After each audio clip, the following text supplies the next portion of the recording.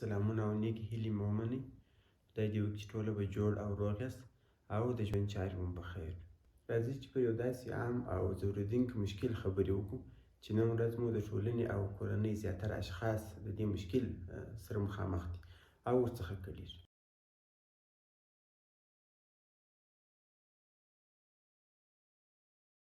د اقامت په اړوند به په مفصل او هر اړخیز ډول خبرې وکړو او تاسې کولی شئ چې د بې اولادۍ په اړوند مهم طبي معلومات ترلاسه کړئ. راځئ چې اقامت د تعریف او پېژندنې څخه یې شروع کړو. کله چې یوه مېرمن په دې ونه توانېږي چې د 4 یا 6 میاشتو منظم او غیر محفوظ جنسي مقاربت څخه وروسته حامله شي، دا حالت پر اقامت دلالت کوي.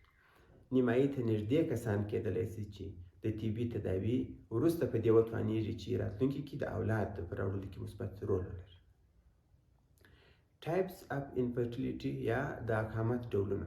په مجموع کې اقامت په 2 ډوله ده چې یو ته یې لومړنی او بل ته یې دوهمي ویل کېږي. د جنس په نظر کې نیولو سره هم اقامت په 2 ډوله ده. اول اقامت په نارینه‌وو کښې او دوهم اقامت په ښځینه‌وو کښې. پرایمري انفرټیلیټي څه شي ته وایي؟ هغه ډول اقامت ته ویل کېږي چې والدین لږ تر لږه 12 میاشتې د امیدواري لپاره غیر محفوظ او منظم جنسي مقاربت ترسره کړي او په دې ونه توانېږي چې ښځینه جنس حامله شي. حال دا چې مېرمنې په تېرو وختونو کې هم هیڅ حمل نه دی اخیستی او اوس هم په دې نشي توانېدلی چې حمل واخلي.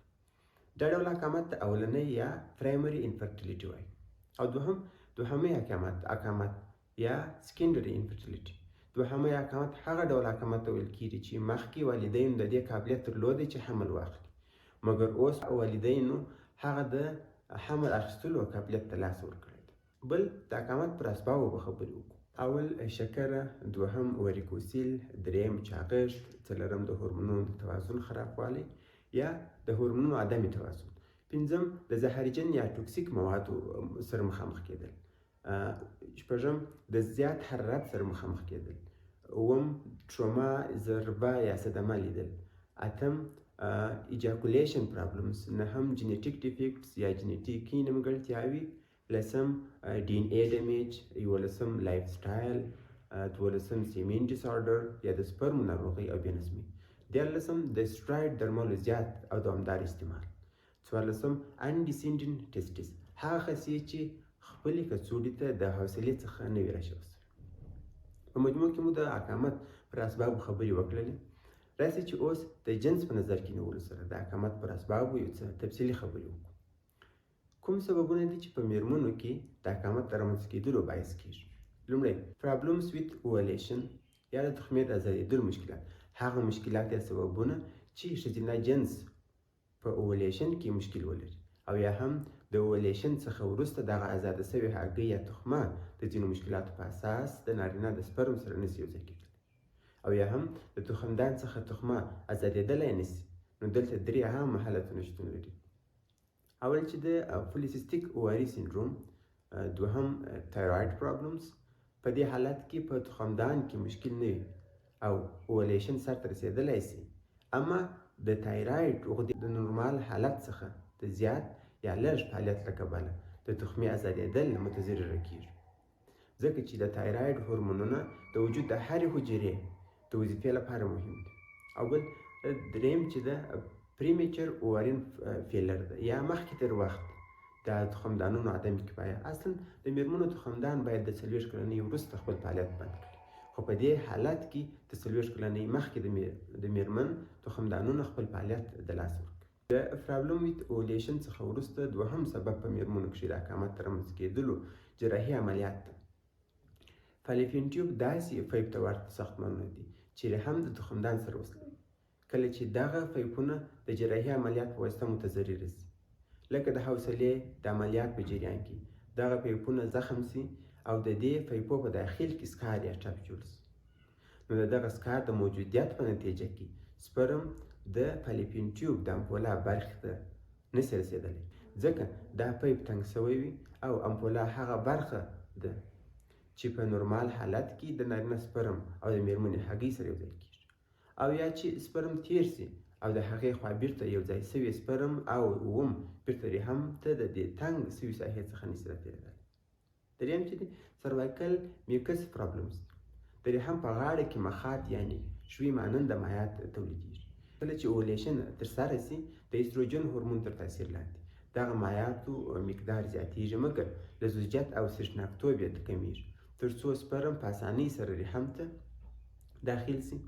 او کله چې بیا فرټیلایزیشن رامنځته سي یعنې سپرم او تخمه سره یو ځای سي، په دې وخت کې د پروجسترون هورمون تر تاثیر لاندې د رحم د غاړې د مخاط مقدار کمیږي، مګر لزوجیت او سرېښناکتوب یې زیاتېږي تر څو نور اضافي سپرمونه په راتلونکي کې رحم ته داخل نه سي. مګر که چیرې د رحم د غاړې په مخاط کې دا تغیرات رامنځته نه سي، ممکن حمل اخیستل په سختۍ سره صورت ونیسي. څلورم چې دی د اسبابو په میرمنو کې د اقامت فایبرویډز دی، یو عام سلیم غیر سرطاني د رحم تومورونه دي چې دغه تومورونه د رحم په داخل کې پرمختګ او تکثر کوي، چې په نتیجه کې دوه حالتونه منځته راځي. اول کېدلی سي چې د فالوپین ټیوب هغه برخه بنده کړي کومه چې رحم ته راخلاصه ده، او دوهم دغه سلیم تومورونه د رحم جدا ټوله پوښي او مورولا یعنې تخمې او سپرم د تکثر په نتیجه کې چې د 12 څخه تر 22 پورې د حجراتو ټوټه رحم ته راسي، دغه د حجراتو ټوټه د دې تومورونو د شتون په اساس د رحم په دیوال کې نشي غرس کېدلی. تقریبا 25% ښځې فایبرویډ لري او فایبرویډ ممکن ځینې اعراض رامنځته کړي لکه د میاشتني عادت د وینې زیاتوالی، د میاشتني عادت د وخت زیاتوالی، کېدلی سي د حوصلې دردونه ورسره موجود وي. فایبرویډ ممکن خپله د منځه ولاړ سي او که چیرې فایبرویډ د مور د ناراحتۍ لامل وګرځي نو په داسې حالت کې باید جراحي مداخله ترسره سي. د فایبرویډ څخه راوروسته په میرمنو کښې د اقامت رامنځته کېدلو 5م عام سبب چې د انډومیتریوزس ده. داسې یو حالت دی چې د رحم د داخلي طبقې عضلاتو د وجود نورو برخو ته انتشار کړی وي او کېدلی سي چې د تخمدانونه متضرره کړي چې په نتیجه کې یې اقامت رامنځته کېږي. PID یا پیلویک انفلمیټري ډیزیز 8م سبب ده. د دې ناروغۍ په نتیجه کې ممکن رحم، تخمدانونه او فالوپین ټیوب په مرض اخته سي. زیاتره PID د سیکشوالي ترانسمیټډ ډیزیز په نتیجه کې رامنځته کېږي. اووم کینسر اینډ اټس ټریټمنټ، سرطان او د سرطان تداوی. ځینې اوقات سرطان او یا د سرطان تداوی د اقامت سبب کېږي، په خاص ډول د تناسلي سیستم سرطانونه، ځکه چې په سرطان کې یا د جراحي عملیې په واسطه یو عضو پرې کېږي او یا د شعاعو او قوي درملو څخه استفاده کېږي. په میرمنو کې د اقامت پر اسبابو مو تفصیلي خبرې وکړلې، اوس به راسو پر هغه اسبابو به خبرې وکړو چې په نارینه‌وو کې د اقامت رامنځته کېدلو باعث کېږي. دا نه چې یوازې اقامت په میرمنو کې رامنځته کېږي، په نارینه‌وو کې هم اقامت رامنځته کېږي. هغه کوم اسباب دي چې په نارینه‌وو کې د اقامت د رامنځته کېدلو باعث کېږي؟ په نارینه‌وو کې اقامت یا بې اولادي په ځینو فکتورونو پورې مربوط ده. د دې لپاره چې د نارینه سپرم د دې قابلیت پیدا کړي چې یوه تخمه القا کړي، نو د دې لپاره د میچور اینډ هیلتي سپرم تولید ته ضرورت شته، چې سپرم باید پوخ وي، حرکت ولري او صحتمند وي. مګر ځینې فکتورونه شته چې د سپرم تولید متاثره کوي او یا د سپرم رسېدلو تخمې ته متاثره کوي، او د خصیو د پوښ د حرارت او تودوخې اندازه هم پر سپرم مهم اغېز لري. چې دغه ځینې فکتورونه په نارینه‌وو کې د اقامت لوی سبب ده. اول سپرم ډیسارډر یا د سپرم بېنظمي یا مشکلاتو کې د ژوند ځینې عادتونه دي چې د سپرم تعداد راکموي، لکه سموکینګ یا سګریټ څکول او د درملو استعمال. او د دې څخه علاوه ځینې نور فکتورونه هم شته چې د سپرم پر تعداد باندې منفي تاثیر لري، لکه د اوږدې مودې لپاره ناروغي لکه کډني فیلر، په کوچنیوالي کې ځینې انتانات لکه ممس یا غونډربوزی، او ځینې نور هورموني او کروموزومي مشکلات لکه د ټسټوسترون کموالی. دوم وریکوسیل، شاوخوا 14% نارینه دغه ناروغي لري. داسې یو حالت دی چې په دې حالت کې د خصیو رګونه اوږدېږي او پراخېږي او د جس کولو په صورت کې داسې احساس کېږي لکه د چینجیانو غوټه چې موجوده وي، چې د درد او ناراحتۍ لامل کېږي، چې په نتیجه کې خصیې ډېرې ګرمې وي او د سپرم تعداد کمیږي. دریم ایمونولوژیک انفرټیلیټي، د ځینو اشخاصو د وجود معافیتي سیستم داسې انټي باډیانې جوړوي چې دغه انټي باډیانې پر سپرم حمله کوي او دغه انټي باډیانې د ځینو انتاناتو، جراحي عملیاتو او زخمونو په نتیجه کې رامنځته کېږي. دقیق میکانیزم یې تر اوسه پورې معلوم نه ده چې دغه انټي باډیانې څنګه حکامت رامنځته کوي، خو عالمان داسې وایي چې دغه انټي باډیانې کولی شي چې فلپین ټیوب ته د سپرم د رسېدلو او تخمې ته د سپرم د داخلېدلو څخه مخنیوی وکړي. څلورم چې د په نارینه‌وو کې هورمونز د هورمونونو رول پر حکامت باندې. نخامیه غده د سپرم د جوړېدلو مسؤلیت لري.